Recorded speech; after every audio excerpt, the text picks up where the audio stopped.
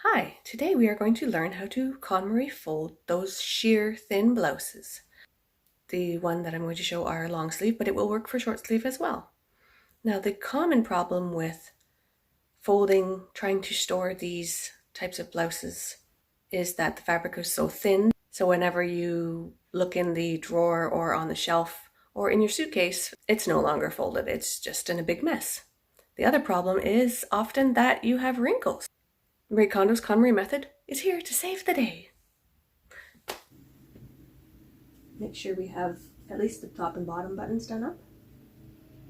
And we're probably going to add a few extra little folds just to make it hold its shape, because this material really doesn't hold shape. You can fold with the front facing down or facing you, depending on what you want it to look like once it's folded.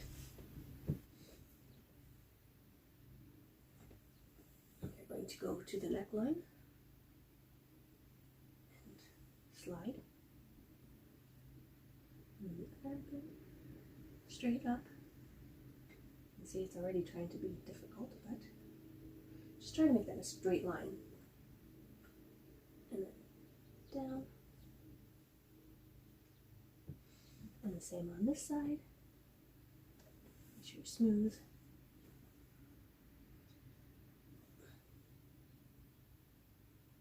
Checking for anything that's kind of wrinkly weird. There. Now, since this is such difficult fabric, I'm going to add an extra fold. Keeps the neckline in shape and gives us a little more bulk to work with.